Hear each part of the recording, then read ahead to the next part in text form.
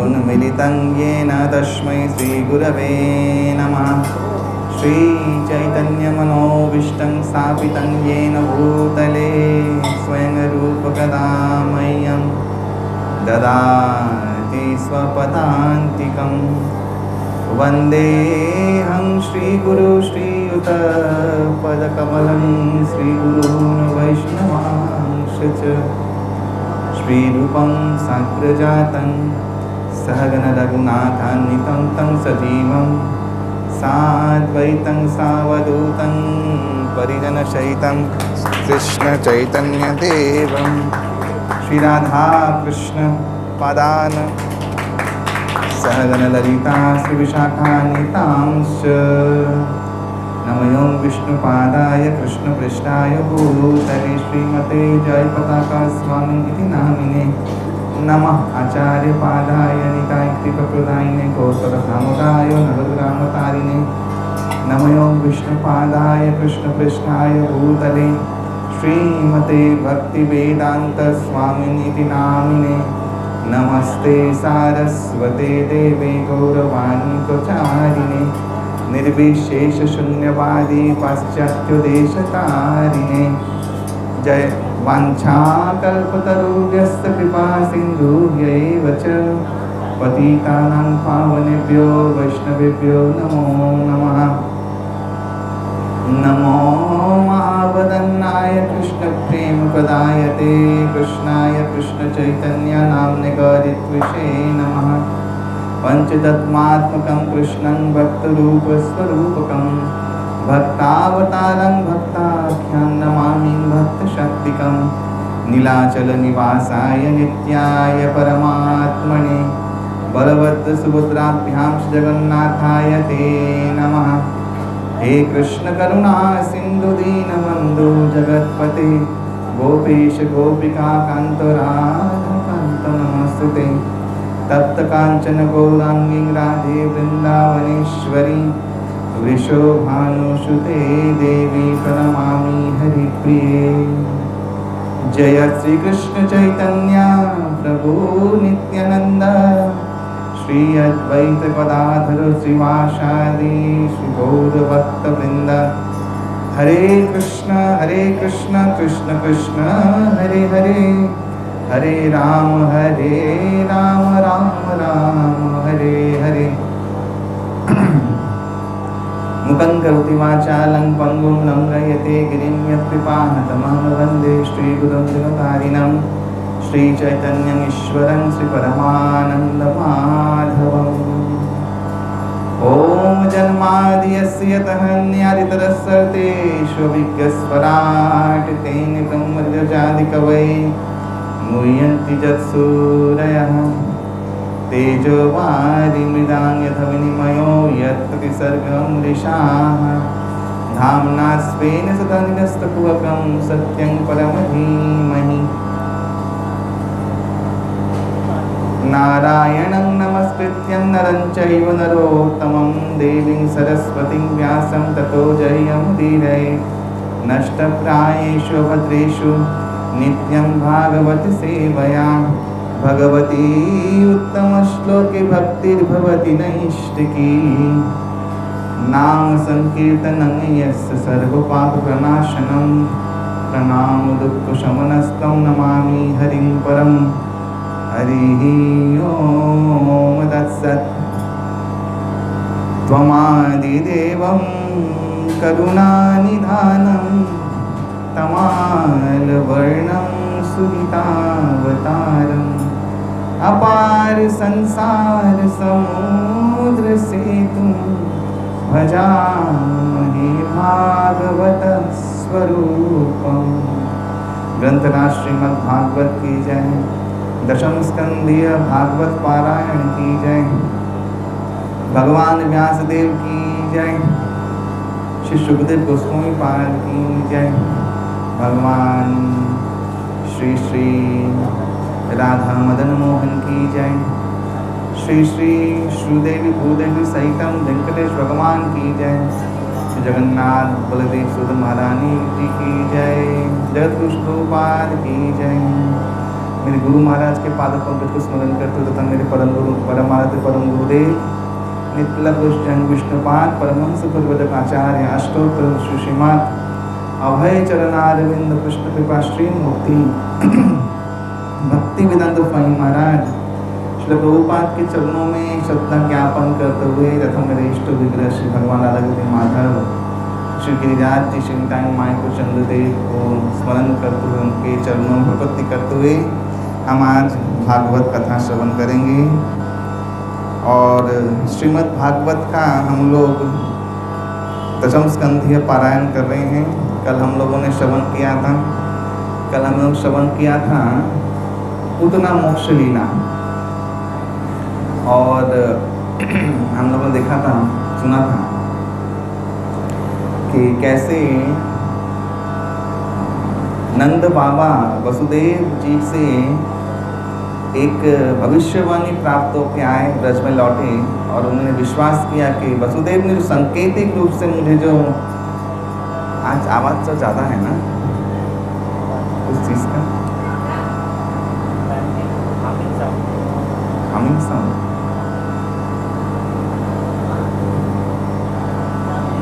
तो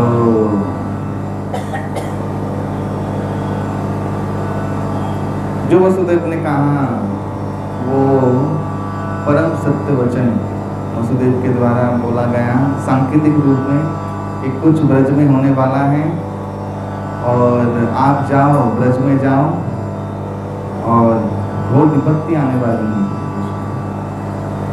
तो वही हुआ। कल हम लोगों ने बहुत तात्विक आलोचना भी किया, बहुत सारा। तो आज हम लोग और भी कथा सुनेंगे। तो भगवान 3 महीने के थे। 3 महीने के बाद ब्रज में एक परंपरा के अनुसार जो संतान है उसका अभिषेक करके नाना वैदिक स्वस्ति वाचन इत्यादि करके एक पूजा का विधान है। तो माता ऑलरेडी डरी हुई थी क्योंकि राक्षसी आई हैं, पूतना आई है, पूतना का स्पर्श हुआ है बाल कृष्ण को। तो उन्होंने तत्क्षणात जब पूतना के स्तनों से पयोधरों से बाल कृष्ण लाल को सब लोग लेके आए, तब उनको गोमूत्र और गोधूलि से उनका अभिषेक किया और गाय के पूंछ को उनके सर पे मारा, बॉडी में घुमाया। ये आज भी हमारी पंथा है, बोलते हैं कि गाय का पूंछ सर पे मारने से अलक्ष्मी दूर होता है। इसलिए जब भी परिक्रमा करें अवश्य ही गाय के पूंछ को सर पे घुमाएं। तो ऐसा विधि विधान करके और गोमय से, गोबर से और गोमूत्र से 12 स्थानों में तिलक किया, भगवान विष्णु का ध्यान करते हुए कि हे भगवान, मेरे लाल को पता नहीं कैसे दैवात वो बच गया, लेकिन अभी इसके ऊपर कोई संकट ना आए, इसलिए मैं आपका नाम लेके तिलक लगा रही हूँ। तो द्वादश अंग में तिलक करते हैं, ऐसा भागवत में दिया है, द्वादश तिलक लगाया गोमूत्र से और गोमय से, गोबर से माता यशोदा ने। और इसीलिए 3 महीने के बाद जो ये सेरेमनी कर रहे हैं, ये जो विधि विधान कर रहे हैं, वो इसीलिए हो रहा है कोई मांगलिक विधान करने से अगर मेरा लाल सुखी रहे, उसके ऊपर कोई संकट ना आए, तो इसलिए समस्त सुहागन ब्रजवासियों को, ब्रज गोपांगनाओं को बुला के, ब्राह्मणों को बुला के विधि विधान पूर्वक मंत्रोच्चारण पूर्वक एक उन्होंने एक अनुष्ठान किया। और ये सिर्फ स्त्रियों का अनुष्ठान था, तो वहाँ पे गोष्ठ के गोप लोग नहीं थे। तो इतनी समय में भगवान को आया नींद और भगवान सो गए। और इन्होंने क्या किया, माता यशोदा ने, क्योंकि और भी अपने जिठानी लोग आई हैं, सब लोग आई हैं, स्त्री लोग आई हैं, तो उनको खाना पीना देखना है, सब कुछ देखना है, उनको दान देना है। यहाँ पे भी दान का वर्णन है कि माता यशोदा ने दान दिया था।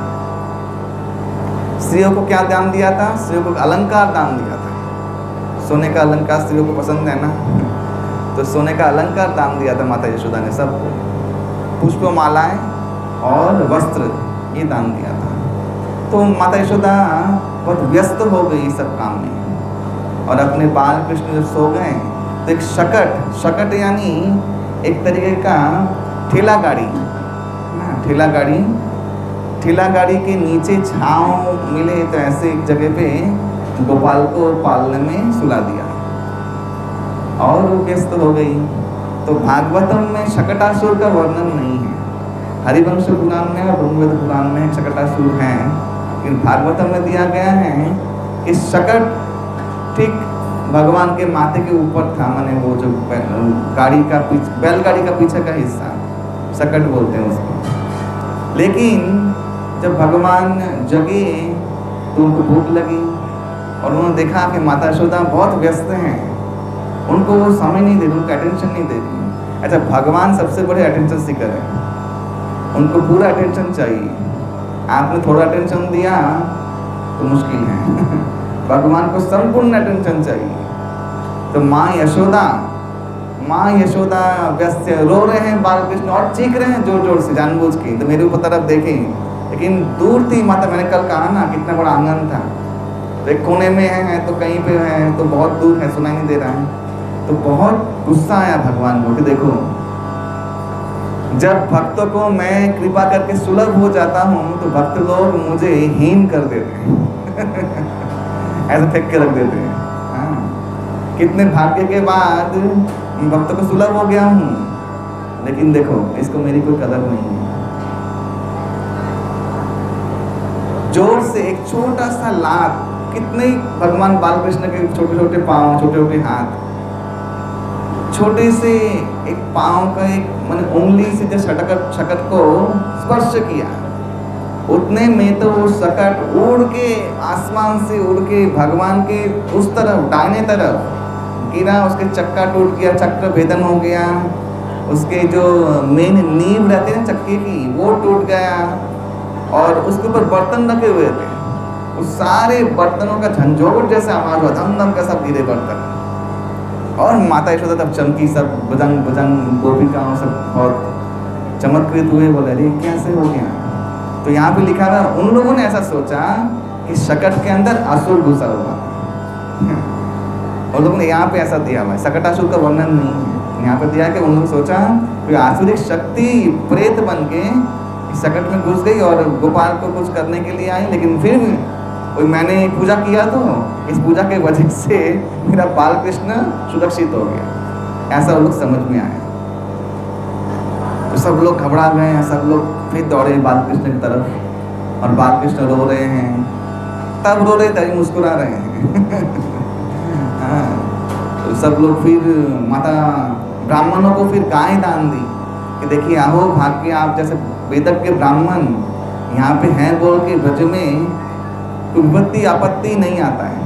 आप लोग के प्रताप से मंत्र उच्चारण का देखिए, कुछ असुर वसुर होगा, कोई प्रेत वेत होगा, देखिए मेरा बाल कृष्ण फिर सुरक्षित रह गया। लेकिन वहाँ पे जो बच्चे लोग खेल रहे थे उन्होंने कहा कि नहीं, हम लोगों ने देखा कि इनके पद प्रहार से, छोटे से शिशु पद प्रहार से ये इतने बड़ी गाड़ी उछल के नीचे गिरी।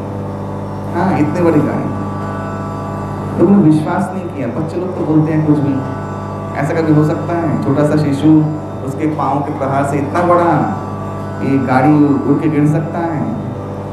तो सब लोग भगवान विष्णु के नाम लेने लगे, सब कृष्ण कीर्तन करने लगे और तब बाल कृष्ण को भगवान माता यशोदा ने गोद में ले लिया, अलिंदह अपने अंकों में ले लिया और गर्भगृह में चली गई और शाम तक बाल कृष्ण को छोड़ा नहीं।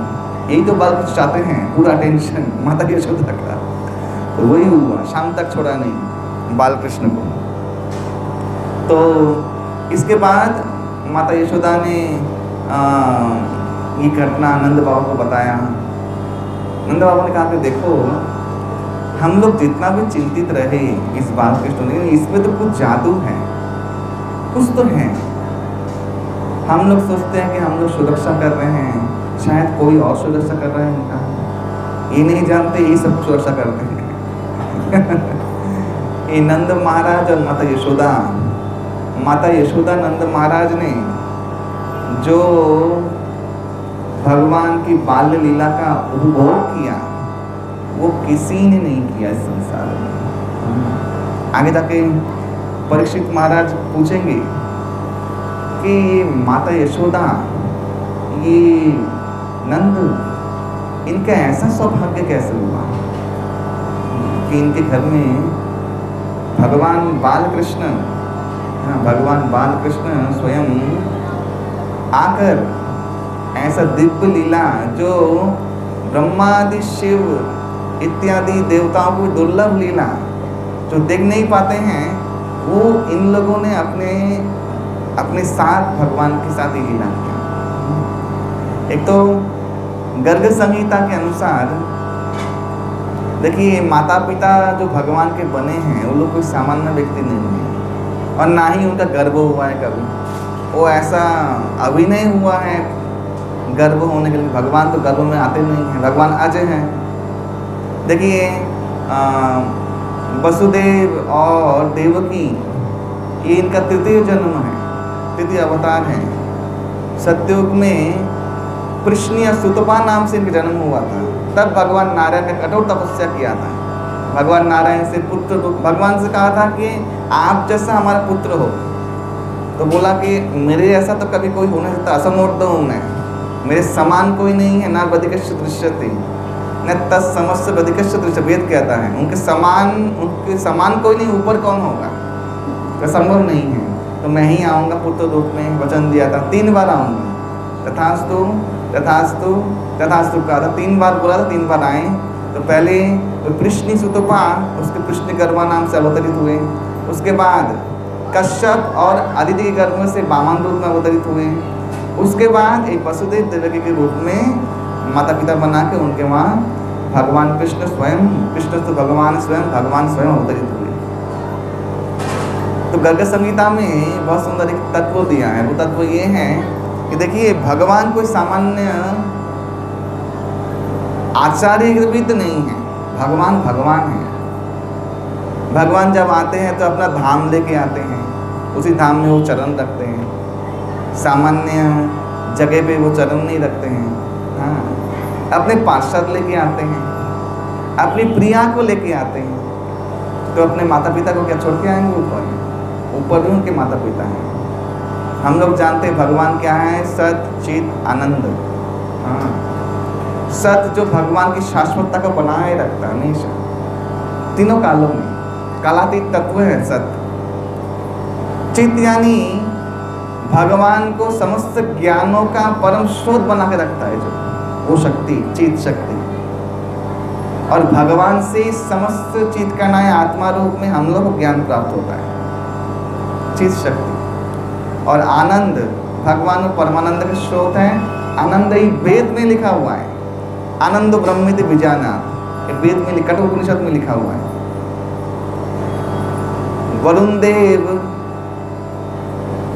के पुत्र भृगु ऋषि बहुत बार तपस्या करके गए, बोले जाओ तपस्या करके आऊँ, जान के आओ ब्रह्म का स्वरूप क्या है। ये उपनिषद में दिया हुआ है स्टोरी।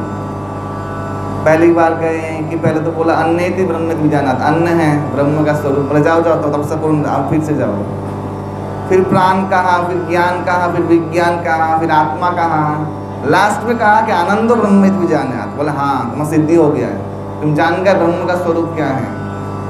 आनंद लवतानंद भवति, वो आनंद स्वरूप है। उसके ऊपर नीचे पीछे आगे अंदर सब कुछ आनंद से भरा हुआ है। और वो आनंद क्या है, वो आनंद ऐसा आनंद है जो किसी वस्तु व्यक्ति के विशेष के ऊपर निर्भरशील नहीं है। उसे बोलते हैं आत्माराम ही आनंद, अपने आप ही आनंद। भगवान को आनंद पाने के लिए किसी टेलीविजन देखने की ज़रूरत नहीं है, नेटफ्लिक्स देखने की ज़रूरत नहीं है, मोबाइल देखने की ज़रूरत नहीं है भगवान को आनंद पाने के लिए। भगवान सत्य काम, सत्य संकल्प, आप्त काम, भगवान सोचेंगे वो हो जाता है, उसको करने की कोई ज़रूरत नहीं है।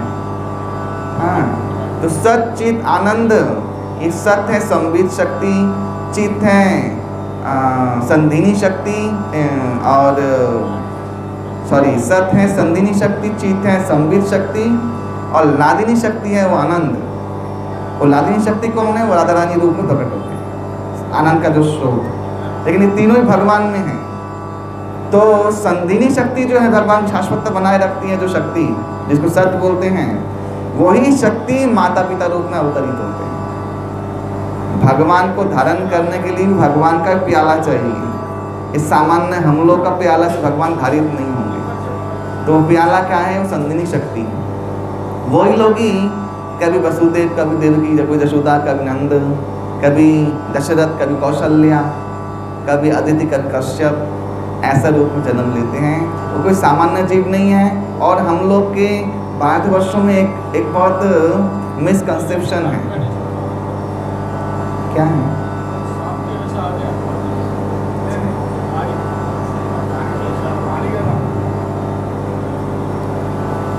मैं क्या बोल रहा था? क्या बोल रहा था?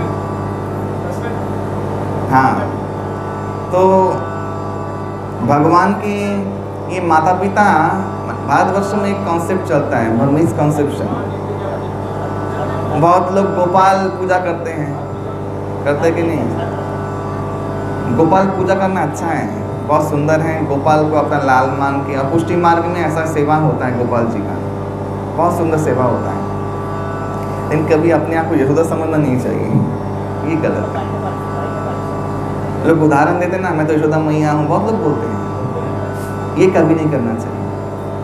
क्यों? आपने ऐसे यशोदा बोला, हाँ, आपका अपराध हो जाएगा। क्योंकि यशोदा नंद बाबा कोई नहीं बन सकता, दशरथ कौशल्या कोई नहीं बन सकता, देवकी वसुदेव कोई नहीं बन सकता। ये सब सीट रिजर्व है। इधर में आप नित्य लीला प्रविष्ट नहीं हो सकते। आप क्या बन सकते हैं? हाँ, आप अगर नित्य लीला में जा सकते हैं तो यशोदा माँ के घर में सेवक बन सकते हैं, ये हो सकता है। लेकिन माता यशोदा कभी नहीं बन सकती। ये सब गलत चीज़ें हैं जो हम लोग करते हैं। गोपाल को मैं माँ यशोदा हूँ, कोई बोलती मैं मीरा हूँ। अभी 56 भोग का सेवा तो मीरा भाई सब गायब हो जाएंगे, सब भाग जाएंगे। तो ऐसे भोले वाले लोग हैं, सेंटिमेंटल। भक्ति सेंटिमेंटल नहीं, भक्ति विज्ञानमय, ज्ञानमय। देखिए, कोई भी आचार्य, चाहे वो ज्ञानेश्वर महाराज जी हो, चाहे वो तुकाराम जी हो, चाहे वो नामदेव जी हो, चाहे वो गुरु नानक जी हो, उन लोगों ने उपाधि विनिर्मुक्त सेवा किया है। कभी नहीं कहा कि मैं नंद यशोदा हूँ, मैं राधा रानी जैसी हूँ, कभी नहीं कहा है? कभी किसी ने कहीं भी लिखा हुआ है पद में? कहीं नहीं कहा। बहुत क्लियर है, आचार्यों के फॉलो करें तो बहुत क्लियर है। इसलिए भक्ति किसी आचार्यों के अंडर में करना चाहिए, स्वतंत्र भक्ति नहीं करना चाहिए। रूप गोस्वामी पाद ने बोला है बहुत सुंदर तरीका कि श्रुति स्मृति पुराणादि पंचरात्रि विधि बिना एकांत की हरेर भक्ति उत्पादन कल्पते। जो श्रुति स्मृति यानी वेद पुराण, हाँ, पंचरात्रि की विधि यानी गुरु ग्रहण किए बिना जो भक्ति करता है उसको कभी सिद्धि नहीं मिलता। क्यों नहीं मिलता? स्वतंत्र भक्ति ऐसा ही होता है, उटपटांग, कुछ भी सोच लेना। कोई फिल्मी गाने गा के बोलते मैं भजन कर लिया, ऐसा ही होता है ना, कुछ भी सोच लेना मनगढ़ंत तरीके से। तो ये शुद्धता भक्ति के विपरीत तत्व है। कोई आचार्य, किसी संप्रदाय के आचार्य ने भी ऐसा कभी मार्ग दिखाया नहीं है। शास्त्रोक्त तो मार्ग दिखाया है जो शास्त्र में दिया है। शास्त्र में कम दिया हुआ है क्या, जो आप एक और चीज़ ऐड कर रहे हैं? नहीं ना, बहुत कुछ दिया हुआ शास्त्र। हाँ, इसलिए सत्संप्रदाय युक्त होकर उसके नियम के अनुसार आप भक्ति करें, आप सुरक्षित रहेंगे और आपका भक्ति में अनुभूतियाँ शुरू होगा। इस अनुभूति के लिए हम लोग यहाँ पे आए हैं। ये नंद बाबा, यशोदा माता, इनको साक्षात भगवान की लीला का अनुभूति हुआ, भक्ति से हुआ ना, हुआ। और ये जो गोपांगनाया है जो नंद महल में आके सेवा कर रही है, उनको भी हो रहा है कि नहीं? ये लोग भी तो भक्ति करके उधर जा गए हैं। वो अनुभूति अवश्य हो आपको भी। अगर आप इस विश्वास रखते हैं, ऐसे पंथा में आगे बढ़ेंगे, आपको भी सब उपलब्धियाँ जरूर होगी। भक्ति तो गोविंद स्वरूप करती, हाँ, प्रेमयिक धरत्री भवरोग हरत्री। भक्ति से होता है। भगवान ने गीता में भी कहा है, भक्त्यत्वनन्या, अनन्य भक्ति से क्या होता है? ज्ञातुम द्रष्टुम तत्तेन प्रविष्टुम, मुझे जान सकता है, मुझे देख सकता है, मेरे भगवत धाम में आ सकता है। 3 चीज़ कहा भगवान ने गीता में 11वें अध्याय में। तो भक्ति से संभव है। आप भक्ति का प्रयोग कीजिए, अनुभूतियाँ आपको उपलब्धि होगी, भगवत अनुभूतियाँ। तो नंद महाराज एकदा बाहर गए थे इसी बीच, इसलिए मैंने क्लियर किया कि नंद महाराज माता यशोदा कोई सामान्य व्यक्ति नहीं, वो भगवत शक्ति स्वरूप ही हैं, इसलिए भगवान के माता पिता बने हैं। लेकिन फिर भी भगवान खुद योग माया युक्त होकर ऐसे माता पिता के घर लीला कर रहे हैं, बाल लीला कर रहे हैं। ये किस लिए कर रहे हैं बताइए? हम लोगों के लिए कर रहे हैं, ताकि ये सब सुन के, ये सब जान के, ये सब से आकर्षित होकर हमारा चित्त जो बहुत जन्म तक भौतिक संसार के कर्दम में, कीचड़ में डूबा हुआ है, हम लोग अपने वृत्ति को भगवान के चरणों में समर्पित करें। यही कारण, और कोई कारण नहीं। तो नंद बाबा बाहर गए हुए हैं, इतिवंत में बाल कृष्ण बाहर झूले में झूल रहे हैं, अकेले थे। माता काम कर रहे, कुछ सब सेवक लोग भी हैं अपना अपना काम कर। इतिवंत में कंस ने एक अद्भुत एक असुर को भेजा, उसका नाम तृणावर्त। तृणावर्त एक, उसे क्या बोलते हैं, उसको ट्विस्टर बोलते हैं। आप लोग हिंदी में इधर क्या बोलते हैं उसको? भवंडर। हाँ, भवंडर। भवंडर रूप में प्रकटित हुआ। कहीं से प्रकट हुए थे? बहुत जोर हवा चलने लगी, पूरा काला हो गया बादल। माता यशोदा चारों तरफ धूल ही धूल देखने लगी, और सब लोग के सामने, जैसे सामने वाला व्यक्ति कौन है वो समझ में नहीं आ रहा, ऐसा धूल उड़ने लगा। और देखा माता यशोदा ने कि बालकृष्ण गायब, उस जगह से नहीं है। और तुरंत कुछ देर के बाद वो जो तृणावर्त का जो आवर्त भवंडर था वो भी गायब हो गया। तृणावर्त ने अपने भवंडर से बालकृष्ण तक आके अपने गोदी में बालकृष्ण को उठा लिया और बहुत ऊंचे चले गए आकाश में। और जैसे किसी गाय का बछड़ा मर गया हो तो वो गाय कैसे छटपट करती हैं, ठीक कहता हूँ, ऐसे माता यशोदा बेहोश होकर गिर पड़ी। बालकृष्ण, इसके पहले घटना भी हुआ था, मैं घटना बोलना चाहता हूँ। माता यशोदा ने क्यों रखा गोपाल को? गोपाल जानते हैं कि अभी तृणावर्त आने वाला है, तो ऐसे भारी हो गए जैसे पर्वत उठा के रखा है माता यशोदा ने। माता यशोदा बोलने लगे, अरे इतना भारी कैसे हो गया? रख के अंदर गई, फिर रखूं और मैं कुछ बूढ़ी जो कुपंगना है उनको बुला के लेके आऊँ, कुछ मंत्र कुछ किया है ना किसी ने, ऐसा बुलाने गई थी। और तब तृणावर्त ने कांड किया और लेके चला गया।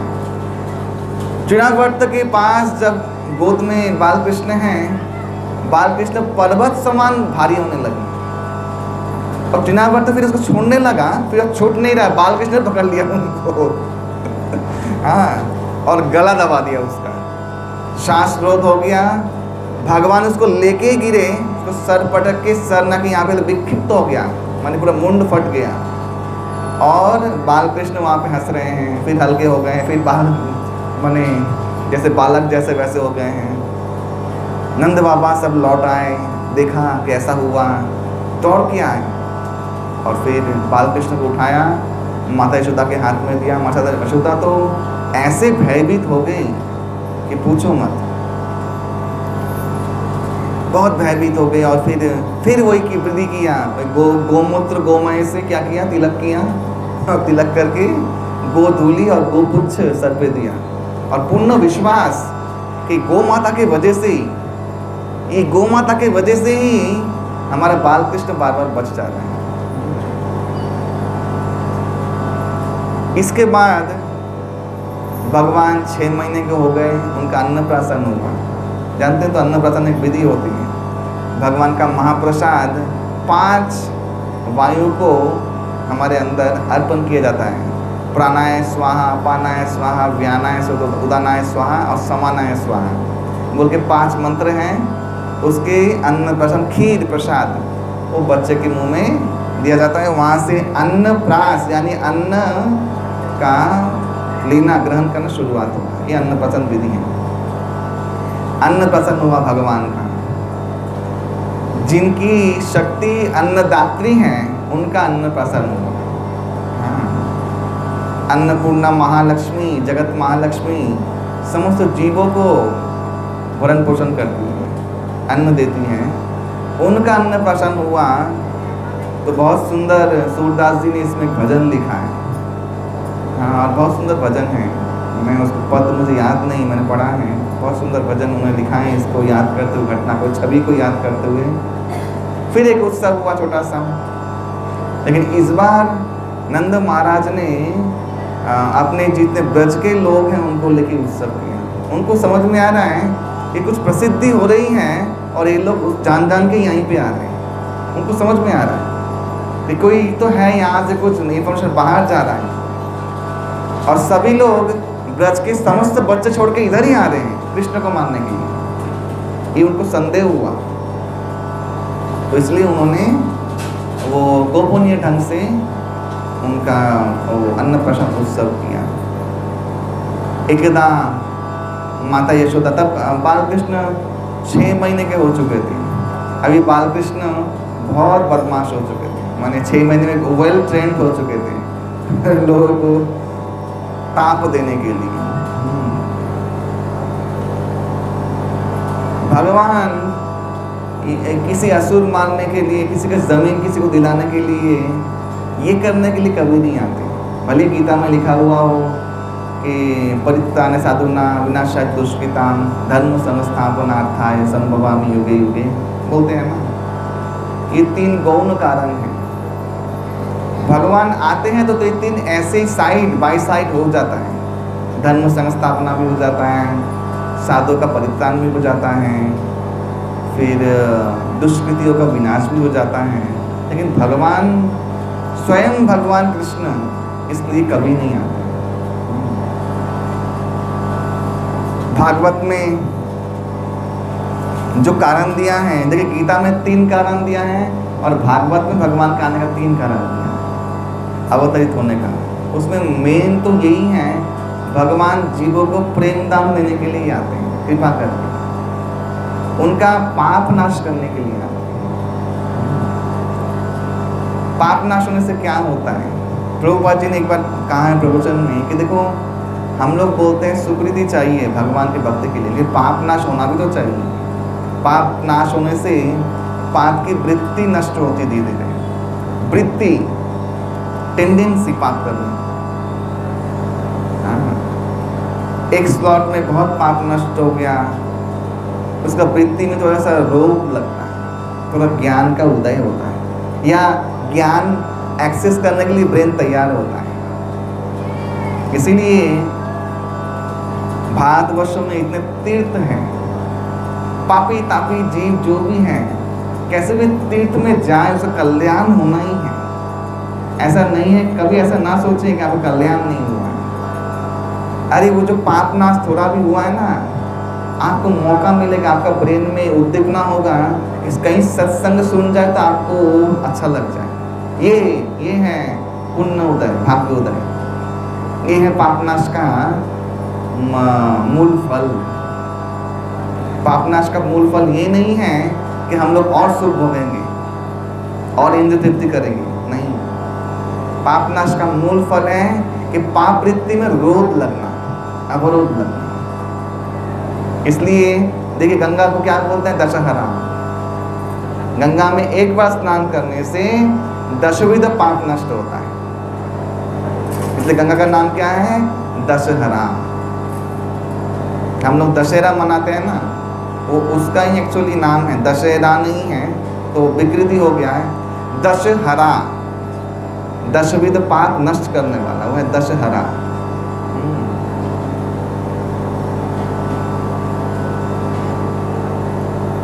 नवरात्रि उत्सव, नवरात्रि उत्सव में 5म वर्षीय ब्राह्मण कन्या हो या वैश्य कन्या भी हो या क्षत्रिय कन्या भी हो, इनको देवी स्वरूप मान के सद्भावना से इनको भोजन करवाने से महाप्रसाद, हाँ, भाग्योदय होता है। शिवरात्रि में 4 प्रहर में, शिवरात्रि जो करते हैं भारतवर्ष में सब अभी सब गलत करते हैं, सब लोग, सब कंफर्ट जोन में रहते हैं, तो एक बार जट डाल के चले जाएं। शिवरात्रि का ऐसा विधि नहीं है। 4 प्रहर में 4 अलग अलग चीज़ों का अर्पण करने का विधि है शिवलिंग में। और 4 प्रहर में रात्रि जागरण का विधि है। ये शिवरात्रि है। ऐसा शिवरात्रि कोई करे उसका भाग्योदय होगा। ये सब विधि विधान ऐसे ही नहीं दिया गया है भारतवर्ष में। पाप वृत्ति में रोक लग जाएगा, ज्ञान आ जाएगा थोड़ा सा और भाग्योदय होगा। इसलिए ये समस्त महोत्सव होना ही चाहिए किसी भी हाल में, किसी भी हाल में। हमारे बहुत इस्कॉन के भक्त लोग हैं, लोग दुर्गा पूजा नहीं करो, नहीं, होना चाहिए। इस सब कुछ का अलग अलग महत्व है। ये सब कुछ बहुत वैज्ञानिक ढंग से दिया गया है। कारण है, कारण है। जो तमोगुणी लोग हैं उनके लिए अच्छा है, उद्धार का मार्ग है। कुछ तो करेंगे, कहीं तो जुड़ेंगे। जो रजोगुणी लोग हैं उनके उद्धार का मार्ग है, कुछ तो करेंगे। ऐसे पाप करने से अच्छा उसे कुछ करें, ऐसा होना चाहिए। इसलिए आप सब लोग से निवेदन है, कहीं भी धर्म कार्य जो भी हो रहा हो उसमें सुधार करने की कोशिश कीजिए और उसको कंटिन्यू कीजिए, बंद मत कीजिए। ये बंद नहीं होना चाहिए। ऑलरेडी बहुत देश, 55 देश, उसमें से इंडोनेशिया, मलेशिया, ये लोग तो भारत हिंदू ही थे। इंडोनेशिया में आज भी गरुड़ जी का, गरुड़ एयरलाइंस है, महाभारत रामायण करते हैं वो लोग, रामलीला करते हैं आज भी। और सब चौक में देखिएगा युधिष्ठिर खड़ा हुआ है कहीं पे, अर्जुन खड़ा हुआ है कहीं पे। और कंबोडिया का जो विष्णु मंदिर वो उधर ही है, इंडोनेशिया में। तो ऐसे कर करके सब देश चले गए, सिर्फ यही बात बचा हुआ है। और नेपाल क्या कर लेगा, कुछ कर पाएगा? भारत अगर मुस्लिम कंट्री हो जाएगा, नेपाल कुछ कर पाएगा? कुछ नहीं कर पाएगा। वो बाध्य होकर मुस्लिम कंट्री हो जाएगा। क्यों? क्योंकि ये सब चीज़ का ये विधि विधान लोप होता रहा है, लोप होने लगा है। ये आप लोग के हाथ में है। कुछ भक्त लोग यहाँ भक्ति करेंगे, वो लोग सीखेंगे, ये लोग करवाएंगे। भक्त का धर्म है ये सब चीज़ों को प्रचलित करना। भक्त का ये धर्म नहीं है इसको रोक लगाना।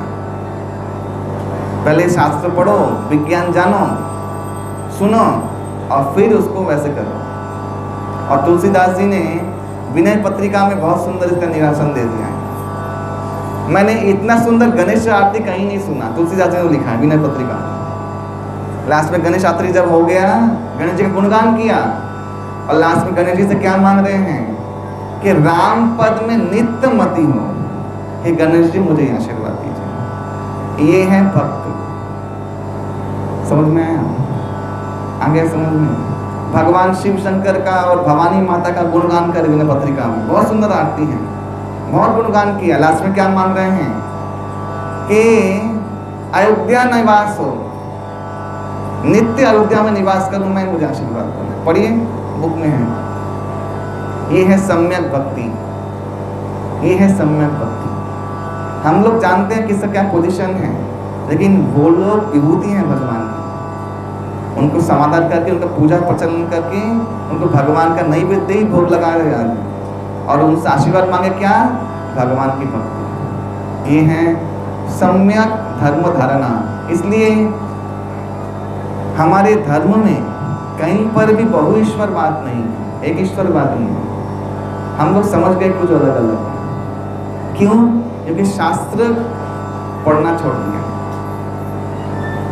ऐसे मंदिर में आना छोड़ दिया है, सेवा करना छोड़ दिया है। इसलिए सुनते नहीं तो समझते नहीं, जानते नहीं, कोई भी कुछ बोला चल दिए यही है वो है। और अभी तो माने हमारा धर्म छोड़ के धर्म के बाहर एक बाबा को भी ऐड कर लिया, शिरडी वाले। उसके बाद मैंने एक और चीज पता चल पड़ी है। तो ये सब क्यों हुआ है? शास्त्र का लोप होने से, प्रचार का लोप होने से। ये सब जो चीज़ है, सब विधि विधान जो चल रहा है भारतवर्ष में, वो सबका प्रयोजन है, सबका प्रयोजन है। हरिनाम प्रचार का प्रयोजन है, उस सबका प्रयोजन है। जैसे मैंने देख रहा हूँ यहाँ पे बहुत लोग, माताएं लोग शायद पूर्विया देश से हैं, बिहार से हैं। कोई नहीं है बिहार से? अच्छा, खैर वहाँ पे वो तो छठ पूजा होता है, पता है छठ पूजा?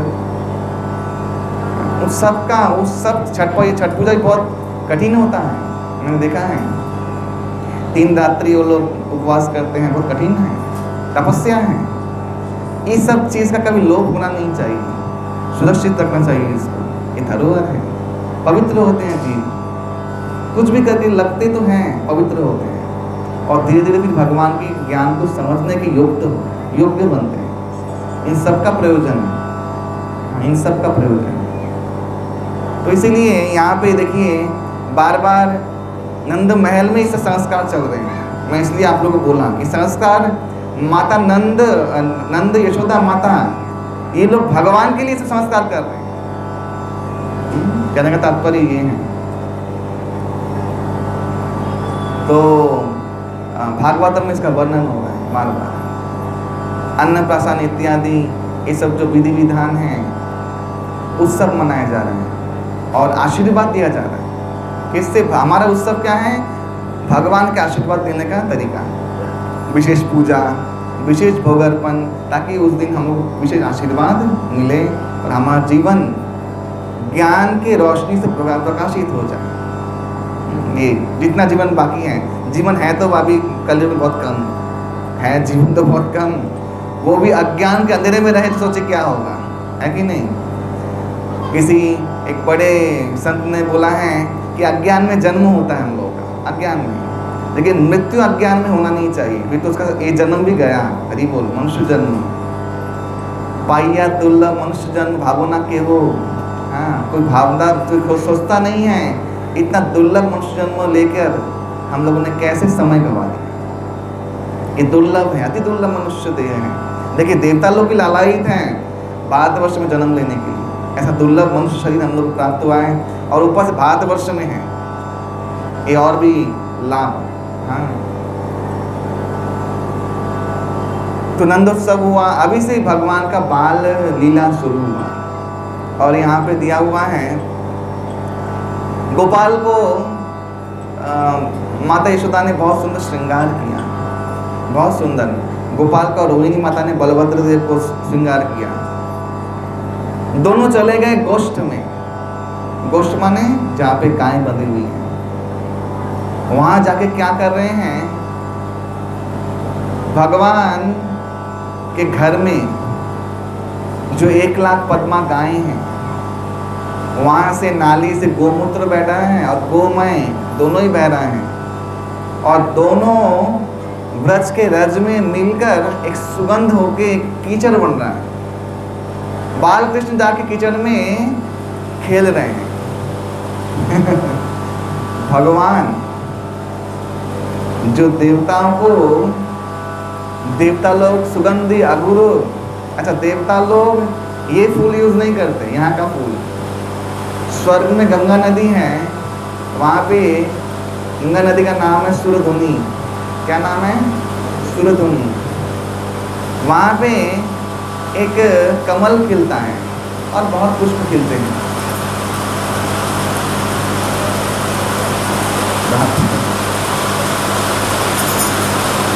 हरि बोल।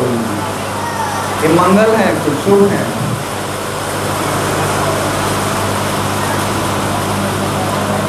तो उन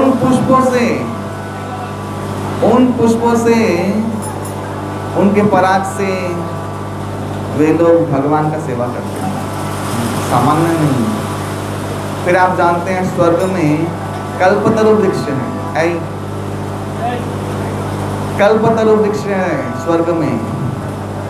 उन कल्पतरु वृक्ष के जो पुष्प हैं, उनके पराग से सुगंध बना के भगवान का सेवा करते हैं। सोचिए वो कितना सुंदर सेवा है।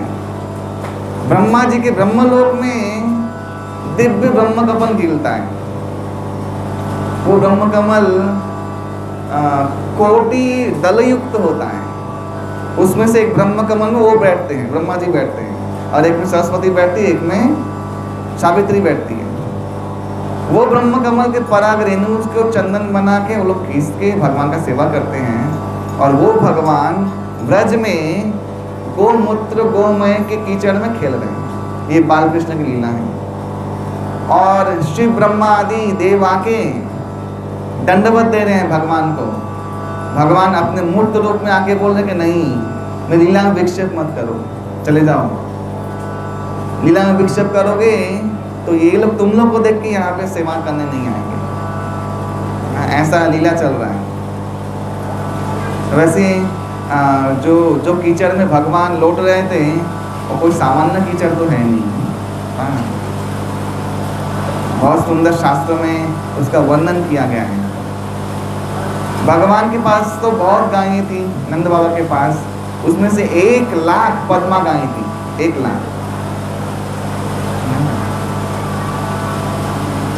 1 लाख आप दिव्य बैल, दिव्य गाय लो, दिव्य गाय माने गिर गाय या अच्छा गाय लो, 1 लाख। हाँ, उनको हर 25 गाय को एक वैसे ही बैल के साथ आप संयुक्त करो, क्रॉसबीट करो। उनमें से जो संतान उत्पन्न होगी उसमें से फिर 10 लाख बछड़ियां लो, और उनमें से जो बछड़े हुए हैं उनमें से फिर वही 25 गाय के साथ एक बैल के साथ आप संयोग करो। फिर उनमें से अच्छा गुण लेके 1000 गाय बछड़ियां और कुछ बैल लेके 25-25 गाय के साथ एक बैल का संयोग करो, 1000। फिर जो बच्चे होंगे उनमें से 100 गाय लो बाछी, और उसमें से कुछ बैल लेके 25-25 गाय के साथ एक बैल का, माने 4 हुए ना, 4 बैल हुए 25 गाय। उनमें से फिर जितने भी गाय बाछी होगी आप 10 लीजिए, 10 गाय, और 2 दिव्य बैलों के साथ उनका संयोग कीजिए। फिर उनमें से जो संतानें होंगी उनमें से एक बैल और एक गाय बाछी लेके उनसे जब तुम संयोग करवाओगे तो उनकी संतान जो होगी वो पद्मा गाय होगी। हरि बोल। और ऐसी 1 लाख पद्मा गाय नंद भवन के गोष्ठ में थी। हाँ, पद्मा गाय की विशेषता क्या है? पद्मा गाय के गोमूत्र से पद्म का सुगंध निकलता है, गोमय से पद्म का सुगंध निकलता है, और वो जो दूध है उस दूध में से भी पद्म का सुगंध निकलता है। वो दूध बाल कृष्ण पीते थे। सोचिए, वो कीचड़ में जब जा रहा है वो सुगंध, और वो कीचड़ में सने हुए भगवान, यहाँ पे लिखा है पंकज अभिषेकतम, यहाँ पे अभिषेक लिखा हुआ है, दूसरे को सम लिखा है कि ऐसे वो पंख अभिषेक होकर भगवान और दिव्य रूप धारण करते हैं। सूख गया है वो, हाँ सूख गया है खेल खेल के, और लिखा है सरीसृपस्य, वहाँ पे सांप के ऐसा लौटते थे उसमें। कीचड़ है तो ऐसे ऐसे करके बच्चे लोग करते हैं, मैं देखा है कीचड़ में स्लिप खाते हैं ऐसे करके, सांप जैसे। गोपाल बाल कृष्ण लीला कर रहे हैं, और हर लीला में देखिए बलराम जी बहुत चालू, बलराम जी खेलते हैं लेकिन भाग जाते हैं, बलराम सीन में पकड़े नहीं जाते हैं, बाल कृष्ण वहीं पे एट दैट टाइम मोमेंट पकड़ा जाता है, माता यशोदा आती हैं। अच्छा, एक और चमत्कारी चीज़ है, देखिए एक पद्मा गाय तिरुपति में है। पद्मा गाय का गोमूत्र और गोमय जब तक धरती में रहेगा पूर्ण रूप से कली प्रवेश नहीं कर पाएगा। हरि वो ये पद्मा गाय की नहीं है, दिव्य गाय। वो गाय आप देख के आप माने देख के लगेगी कि देवताओं के वहाँ से आई है, तिरुपति में है, एकदम सफ़ेद, उसके बल पड़े हुए, उसके लाल लाल उसमें खाज, मुलायम, एकदम बलशाली। भगवान तिरुपति नाथ का मैं सुना है अभिषेक जो होता है, दिव्य अभिषेक वो उनके दूध से। ऐसा सेवा आज भारतवर्ष में हो रहा है, धन्य है हम लोग। हाँ, तो पद्मा गाय, और वहाँ पे 1 लाख गाय थी। मैंने बोला ना बीच में एक कोष्ठ था पद्मा गाय का, वो स्पेशल गाय वो नंद महल के अंदर रहती थी। क्या रे कन्हैया, लगता है तो पूर्वजन्म में सुअर था। माता यशोदा बोल रही है, सुअर थे ही, बराहदेव थे, शुक्र था। लोग क्या कहेंगे कि ब्रजराज का लड़का कीचड़ में कैसे सन रहे है, कैसे सना हुआ है, देखो तने सारा श्रृंगार मट्टी में मिला दे कन्हैया, तो शुक्र है, शुक्र एक नंबर का शुक्र है। और डांट के गोपाल को फिर गोदी में लेके माँ यशोदा चली जा रही है। और गोपाल सन के ऊं करके आवाज कर रहे हैं वहां बैठ बैठ के। हाँ। फिर माता ने मिलाया, श्रृंगार किया, और फिर बालकृष्ण श्रृंगार होने के बाद फिर नया एक खेल, वो क्या है, वो है बच्चों के साथ और भगवान बलराम के साथ जाके माखन चोरी। अपने ही घर में अपने ही गोश्त से निकाला हुआ दूध दही माखन जो हाथ के सामने है, ऊपर वाला नहीं। यहाँ पे वर्णन है भागवतम में कि जब भगवान उसे क्या बोलते हैं, क्रॉलिंग को बंगाली में हमागुड़ी कहते हैं, हिंदी में क्या कहते हैं, घुटनों के बल चलना, रेंगना। रेंगना रेंगना कैसा लगता है, सांप रेंगता है, ऐसा ऐसा मैंने घुटनों के बल चलना। तो ऐसे चल रहे थे और खड़े हो गए थे भगवान, चलने शुरू कर दिए थे।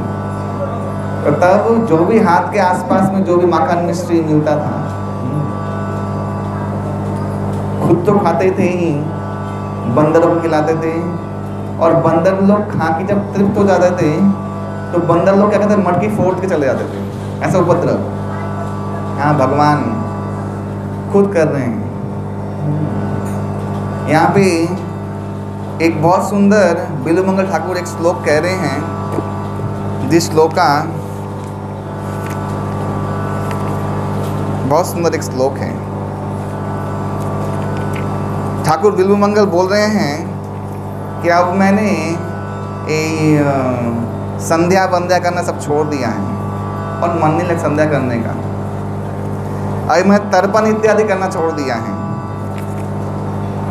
अभी और मन नहीं लगता है। अभी बलि वैश्य इत्यादि जो विधि विधान है वो ही मैंने छोड़ दिया है। मुझे बिल्कुल भी इसमें और कोई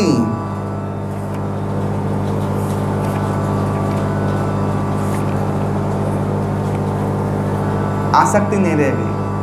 कोई धर्म कर्म करने का मन नहीं करता है, मैं स्नान भी करने का मन नहीं करता है। ठाकुर बिल्वमंगल कर रहे हैं, मुझे गायत्री करने का मन नहीं करता है। क्यों? बोल रहे हैं, श्रुतिम परे स्मृतिम ईतरे भारत मन्नि भजन्तु भवो भीताः अहम्यं नंदन वंदे जस्यालिंदे परम ब्रह्म। अभी तो मैं सिर्फ माता यशोदा और नंद महाराज का ध्यान करता हूँ, पूजा करता हूँ, क्योंकि उनके अलिंद में, गोद में परब्रह्म खेल रहे हैं। मैं भी उनका सेवा करना शुरू कर दिया हूँ, इसलिए मैंने बाकी सब सेवाएं बंद कर दी। ये भाव कहा गया है कि नंद यशोदा को जो सौभाग्य मिला वो शायद ही और किसी को मिला। वो संभव नहीं है कि इन आँखों से आप बिना किसी साधन के प्राप्त हो जाए। आपको प्रेम संपत्ति ना हो तो आपको ये साधन संभव नहीं है। इसलिए मैं कह रहा था कि भागवतम में भगवान के आने का 3 और मुख्य कारण दिया है। उसमें कुंती महारानी बोल रही हैं कि भक्ति योग विधानार्थम, कुंती महारानी कह रही पहला कारण कि आप भक्ति योग देने के लिए आते हैं। और किसको? परमहंस को, मुनियों को भी देने के लिए आते हैं, सामान्य मनुष्य को देने के ऐसा नहीं, परमहंस को। फिर ब्रह्मा जी बोलते हैं प्रपन्न जनता आनंद संदोहम। आप अपनी लीला के माध्यम से आप एक्चुअली आप भौतिक जगत के अधीन नहीं हैं, आप आते हैं, आप प्रपंच में कभी भी प्रवृत्त नहीं होते, आप आते हैं। क्यों? आनंद संदोहम, अपनी लीलाओं से भक्त को आनंद देने के, ये दूसरा कारण बोला। और फिर गोपियाँ कहती हैं रास पंचाध्यायी में कि अनुग्रहाय भक्तानां मानुष देहमास्थिताः भजते तादृश क्रीड़ा जत श्रुत्वा तत्परो भवेत्। आप इसलिए अवतरित होते हैं कि आपकी दिव्य लीला सुनकर तत्परो भवेत्, लोग मुक्त हो जाएं। किससे मुक्त हो जाएं? समस्त भौतिक वासनाओं से। हाँ, और भौतिक वासना से मुक्त होना माने क्या? कि संसार के सभी सुखों को, जितना भी सुख है, जितना मात्रा में सुख है, उन सब सुखों को उन्होंने जान लिया कि ये सुख हमें सुखी नहीं कर सकते, और विज्ञान प्राप्त हो गया, तभी जाके तत्परो भवेत्, आपके चरणों का आश्रय लेगा, आपके प्रेम के सुख में सुखी होगा, आपकी भक्ति के सुख में सुखी होगा। यही मुख्य कारण भागवतम में दिया है भगवान के आने का। एक्चुअली यही मेन कारण है। ये भगवान उधर बैठ के भी कर सकते हैं, एक कंस को मारना। भगवान सोचिए ऑक्सीजन ही बंद कर दे, सभी मर जाएंगे, 1 मिनट काम। भगवान ऑक्सीजन पृथ्वी लोक से उठा दें, सब लोग तड़प तड़प के मर जाएंगे। अभी कोई कुछ बचा नहीं पाएगा। कोरोना आया, हम लोग देखा क्या दुर्गति हुई। तो भगवान का सत्य संग तो उधर बैठ बैठ के ही हम लोग को मार सकता है। उसको आने की जरूरत नहीं है, अवतरित होने की जरूरत नहीं है। इसलिए भगवान तो जीवों को कृपा करके प्रेम दान देने के लिए आते हैं। जो नंद यशोदा जो लीला वो कर रहे हैं, ये लीला सुनकर हम लोगों को एक क्षण के लिए, भले ही हम लोग मन से त्रस्त हो, घर में कुछ प्रॉब्लम चल रहा हो, मानसिक त्रस्त ताड़ना हो, भले ही हम लोग को देह कष्ट हो, देह में कोई सुख नहीं है, कोई रोग हो, उसका उपद्रव हो, लेकिन जब कथा सुन रहे हैं तब आत्मा में एक आनंद का अनुभूति होगा, एक गभीर शांति का अनुभूति होगा, प्रवेश होगा। ये है भक्ति और आध्यात्मिक आनंद। आप लोग जब भगवान के सामने कीर्तन करते हैं, नाचते हैं, ऐसा उत्सव में भाग लेते हैं, तब जो आनंद मिलता है वो आनंद, यही आनंद, आध्यात्मिक आनंद। तो अभी समय हो गया है, आज माता महालक्ष्मी का हेरा पंचमी है, और हेरा पंचमी का लीला तो आप लोग सब जानते हैं, यहाँ पे होता है धूलपेट में। और आज हम लोग भागवत यहीं पे कथा को विश्राम देते हैं। और अभी माता महालक्ष्मी, भगवान जगन्नाथ रथ में महालक्ष्मी को नहीं बिठाए, सुभद्रा सुदर्शन को मिलाया और बाकी देवताओं को बिठाया, लक्ष्मी को नहीं बिठाया। लक्ष्मी का स्थान रथ में नहीं है। तो माता महालक्ष्मी इस हेरा पंचमी के दिन अपने गणों के साथ आती हैं, उनके गण हैं, और गणों के साथ आके भगवान का परिक्रमा करके, भगवान को माल्यदान इत्यादि अर्पण करके, लेकिन भगवान फिर भी गुंडीचा मंदिर में रहते हैं, मनाने के लिए आती चलो अभी, लेकिन जब भगवान जाते नहीं हैं तब गुस्से से रथ का पहिया तोड़ के चली जाती है। ये है हेरा पंचमी का विधि कि अभी रहो इधर, हाँ इधर आना, और मेरे श्री मंदिर में आने की जरूरी नहीं है। अच्छा, ये 2 विधि बहुत विधान माने बहुत पूर्ण है। एक तो हेरा पंचमी और एक है नीलाद्री विजय। जब भगवान उल्टा रथ होकर चले जाते हैं शिव मंदिर के सामने, तो भगवान को प्रवेश नहीं मिलता है। तब लक्ष्मी देवी के गणों के साथ भगवान गणों का युद्ध होता है। हाँ, लक्ष्मी देवी घुसने नहीं देती है, द्वार बंद करके रखती है। और फिर भगवान मनाते हैं लक्ष्मी देवी को, लक्ष्मी देवी छत पे आती हैं, दर्शन देती हैं, तब नीलाद्री विजय नीला फिर भगवान अंदर अंदर घुसते हैं। हाँ, ये है दो घटना कनेक्टेड है, हेरा पंचमी और नीलाद्री विजय। तो आज आपको सब लोगों को धूलपेट इस्कॉन में ये लीला होता मुझे पता नहीं था। हैदराबाद में कहीं पे नहीं होता, लेकिन यहाँ पे हो रहा है। हमारे संतोष प्रभु जी का उद्योग है, आग्रह है, आप लोग को सौभाग्य मिलेगा। आज कथा हम लोग यहाँ विराम देते हैं। निरंतर श्रीमद् भागवत कथा की और 3 दिन बाकी हैं, पता नहीं और कितने लीला बोल पाऊँगा, लेकिन ठीक है। हरे कृष्ण। प्रभुपाद की जय।